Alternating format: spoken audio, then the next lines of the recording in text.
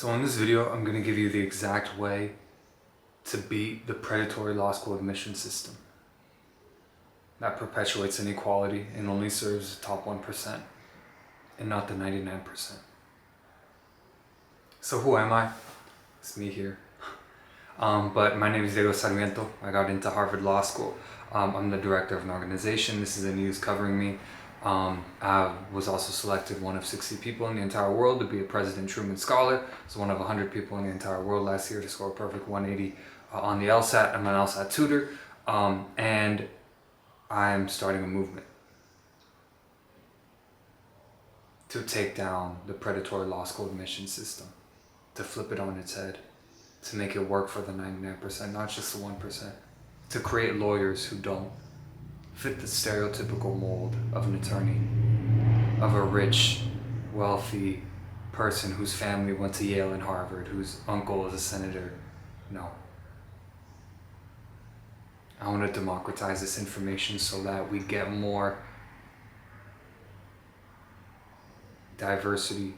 And I don't mean diversity just in race, that's important. But I mean diversity in the type of people. Because right now, think of, what's the image when you think of the word lawyer? What comes into your mind? I don't think it's someone that looks like me, or maybe someone that looks like you either. And that's not just race. I'm not even talking about race. It's about your connections, where you are in society. Did your parents go to Yale? Are your parents Supreme Court justices? No, but those are the attorneys who are lawyers right now. That's, the people who go to Harvard. That's their family. That's not my family. So, okay. How are you going to beat this system?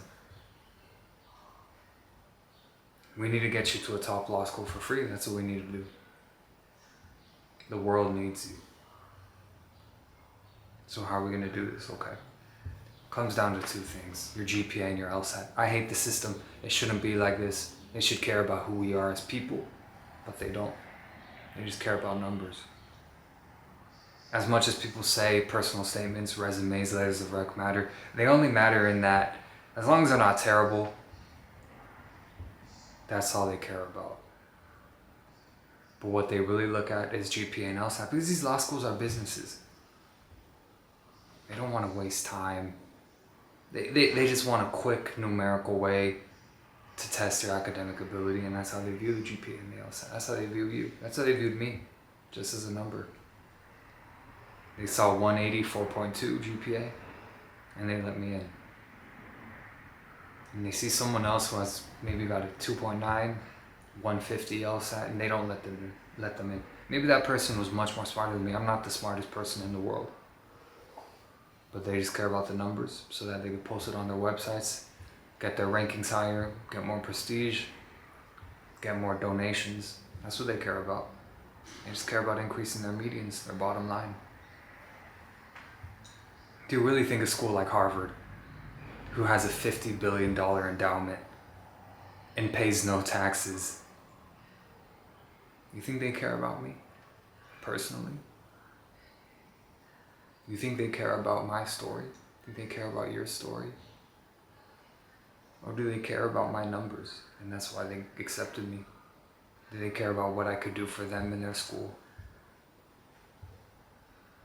That's why they chose me. I'm under no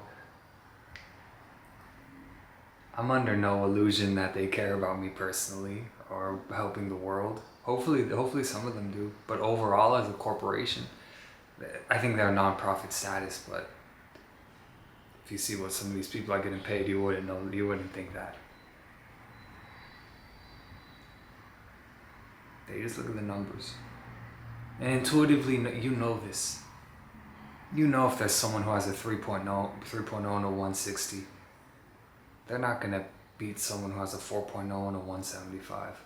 So that's what we're going to get you. We're going to get you that 4.0, 175. So how are we going to do this? Well, first off, let's start with GPA. If you're already out of college, skip to the LSAT part of this video. But let's start with GPA. In order to get a good GPA, it's simple. And the reason why law school admissions in law schools are so unequal is because the people who get the best GPAs are the ones who are wealthy, don't have to work a job, don't have to worry about money, could afford tutors their whole life. And the people who get the highest LSATs, again, are the ones who could afford the $200 an hour 7 Sage tutoring. That is hilarious. $200 an hour, can you imagine that? So of course, the rich get it. Of course. By the way, if you want individual LSAT law school admissions counseling, click the link in the description. It's $20 an hour. You pay for 20 hours up front because I really want you to commit, but you get everything I know about the LSAT law school admissions for $20 per hour, 10 times less than 7 Sage. So go there. If not, then what you're going to do is you're going to watch this video and you're going to take action. So either one. Either you choose the link in description and then I'll hold your hand and make you take action and you'll get in almost guaranteed. Or you take action yourself. Either one. So GPA, like I said, the people who do the best are the ones who are wealthy and can't afford a job. So we need to give ourselves the same advantages that they do. So we're going to follow something like I call the rule of one. What is the rule of one? It means you're only going to choose one hard major. Not one hard major. You're only going to choose one major. You're not going to double major. You're going to choose one major that you're really interested in. You're going to choose one hard class per quarter or semester. All the other classes, make them easy. Easy A pluses. You're going to shoot for A pluses. Only A pluses, straight A's. And then what you're going to do is you're going to only choose one job or extracurricular that you're interested in. No more, no less. So boom, rule of one, follow that. You'll breeze through college. You'll be a standout student. Everyone else is double majoring, doing 5 clubs, working 3 jobs. No. You'll be disciplined. You'll say no to the things that are good to say yes to the one thing that is great. And you'll get a top GPA. And you'll get top extracurriculars. So boom, there's that. So now the LSAT, what are you going to do? Well, one, pause. Well, not pause. You're going to follow this study schedule that I put on the screen here to a T, 1 hour a day, 1 to 2 hours a day.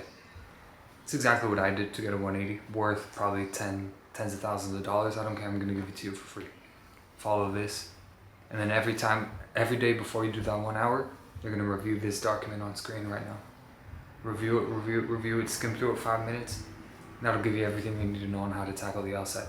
Rinse and repeat. Do this for as long as it takes. If it takes you 3 months, shit, do it. If it takes you 5 months, shit, do it. If it takes you 1 month, 1 year, shit, do it. It won't take you 1 year, but unless you're screwing around. But if you focus, it should take you 3 to 5 months. And then your life is changed. You get your goal LSAT, your dream LSAT. It's that simple. It's that simple. Keep going until you hit the 170s. Get a 4.0.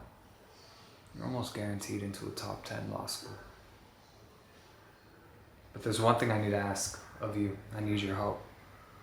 If you follow this advice, once you become a lawyer and aren't in debt, make your money, but don't forget about the little guy. Don't forget about where you came from. Don't forget about the person who couldn't afford education, who works 2 jobs to pay the bills, who doesn't have health care.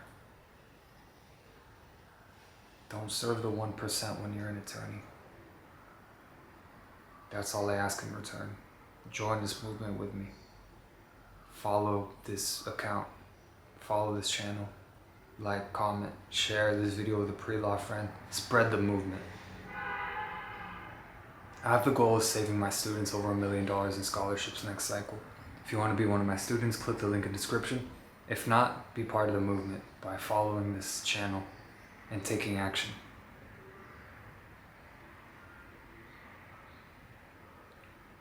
They have money, we have people.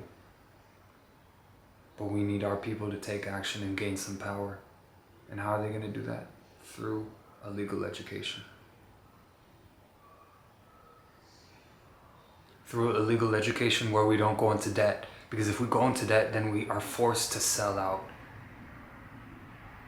to slave away, to work for the top 1%.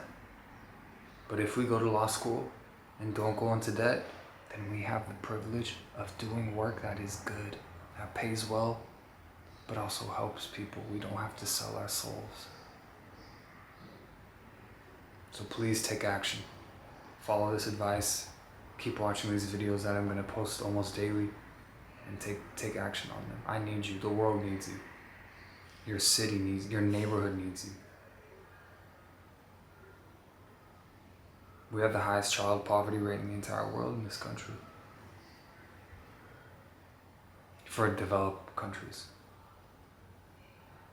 We have 60,000 people that die every year from not having health care. We have 500,000 people living on the streets right now. And these are policy choices. These are laws. And why is it like this? Because right now the lawyers are only the 1%. Let's change this. Join me.